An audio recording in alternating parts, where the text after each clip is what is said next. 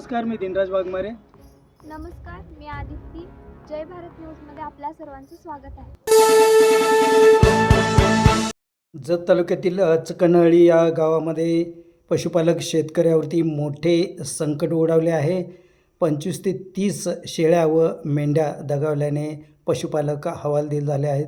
त्यामुळे 5 ते 6 लाख रुपयांचे नुकसान झाले असून बुळकांडी या रोगामुळे सदरचे जनावरे दगावल्याचा निष्कर्ष समोर आला आहे. आज तातडीने जिल्हा परिषदच्या कृषी व पशुसंवर्धन विभागाच्या सभापती सौ सावित्रीताई तम्मनगौडा, रवी पाटील तसेच जिल्हा पशुवैद्यकीय अधिकारी व उपायुक्त डॉक्टर थोरे यांनी तातडीने भेट दिली.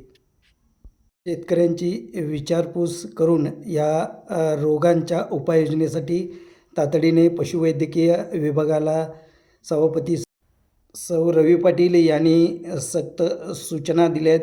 तसेच उपाययोजना करण्याचे आदेशही दिले आहेत. डॉक्टर थोरबोले यांनीही शेतकऱ्यामध्ये जागृती होऊन लसीकरण होण्याची आवश्यकता व्यक्त केली आहे. यावेळी पंचायत समितीचे सदस्य प्रमोद सावंत, उपसरपंच समाधान शिंदे यांच्यासह अनेक पशुवैद्यकीय विभागाचे अधिकारी कर्मचारी उपस्थित होते. तालुका पशुवैद्यकीय अधिकारी डॉक्टर बी गुंजाटे यांनी स्वतः रोगग्रस्त शेळ्या मेंढ्यावरती उपचार केले. जिल्हा परिषदच्या कृषी व पशुवैद्यकीय विभागाच्या सभापतीपदाचा कार्यभार स्वीकारल्यानंतर सौ सावित्रीताई तम्मनगौडा, रवी पाटील या प्रथमच जत तालुक्याच्या दौऱ्यावर आल्या असून त्यांनी आज संकटग्रस्त शेतकऱ्यांच्या भेटी घेऊन त्यांचे सांत्वन केले, दिलासा दिला. तसेच ज्या शेतकऱ्यांचे नुकसान झाले आहे त्यांना भरपाईसाठी शासन स्तरावर पाठपुरावा करणार असल्याची माहिती यावेळी सौ रवी पाटील यांनी प्रसारमाध्यमाशी बोलताना दिली आहे. साहेब 27 आहे. जर मका चारायची 25 ऑलरेडी मेलेत. आता ही 2 आडवी आहेत सध्या 27. आणि हे पण मला वाटते हे जर असं याच्यावर उपचार व्यवस्थित नाही झाला ना काय सांगता येत ते असं झालेलं जाणार. मग घ्याय आणायचं तर कशाने तसंच सोडून यायचं. सोडू नका ना मग आपल्या पोस्टमॉर्टम करून तात्या तरी काय आम्हाला जरा काम आहे शेतकरी माणसाला. काय ठेवलं पाहिजे पोस्टमॉर्टम करू.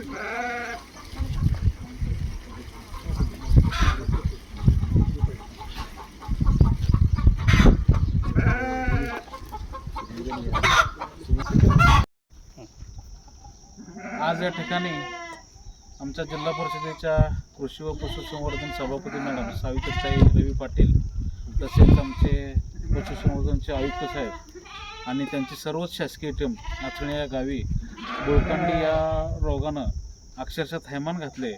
आणि त्या दरम्यान गेल्या आठवडाभरामध्ये एक 25 ते 30 शेळ्या आणि मेंढ्यांचा मृत्यू झालेला आहे.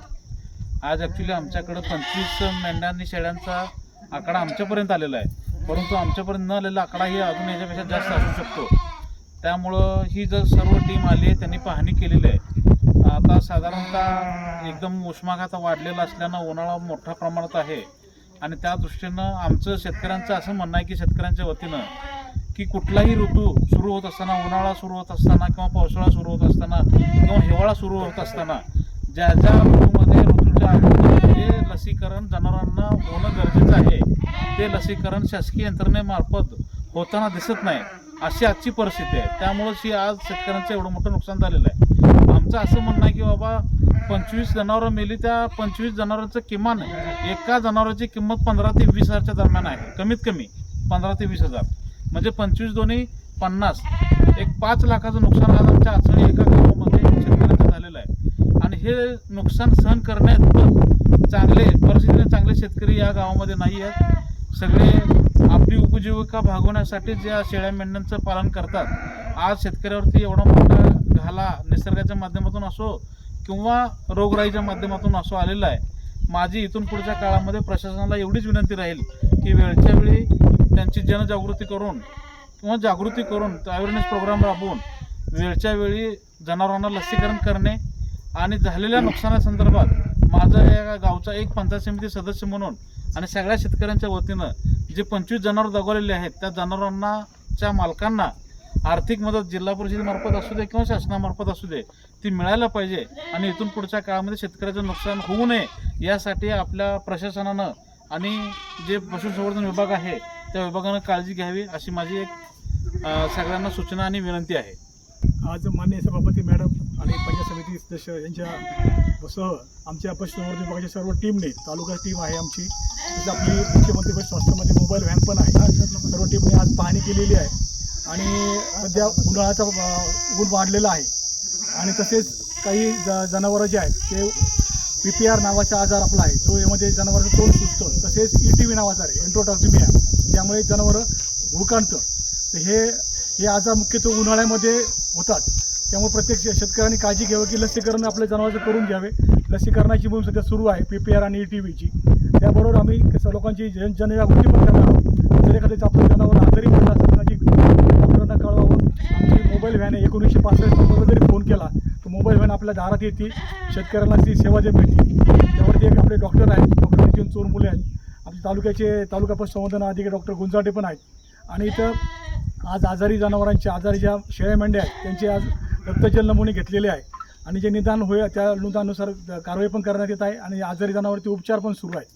तर प्रत्येक शेतकऱ्यांनी आपल्या जनावरांची काळजी घ्यावी, लसीकरण करावं. त्याबरोबर त्याला क्षार मिश्रण म्हणजे ज्याला मिनरल मिक्सचर, कारण उन्हाळ्यामुळं आपली प्रतिकारशक्ती कमी होत असते, तशी आपण काळजी घेण्याकरता क्षार मिश्रण आपल्या आहारात असावं. आणि आता अवकाळी पाऊस पडतोय, अवकाळी पावसामुळं काही ठिकाणी पाणी साचतंय, ते साचलेलं पाणी पाजू नये जनावरांना. तसेच नवीन येणारं गवत पण जनावरांना ते देऊ नये, कारण शेळ्या मेंढ्या ते नवीन येणारं गवत खातात, त्यात जास्त प्रोटीनचं प्रमाण असतं आणि त्याच्यावरती शरीरावरती परिणाम होतो.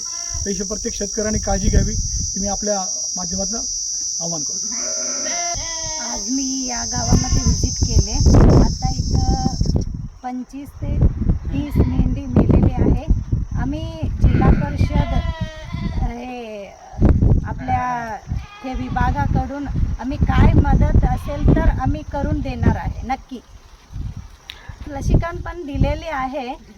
पुढं असं होऊ नये असं आम्ही हे सगळं हे करून देणार आहे.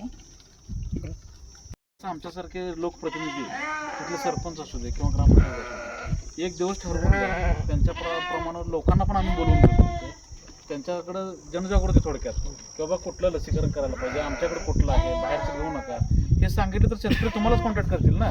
जे फ्रीमध्ये मिळते ते सोडून विकत कशाला घेतील लोक. विकत घ्यायची काय वेळच्या वेळी भेटायला पाहिजे असं आमचं एक म्हणणं आहे, बाकी काय नाही.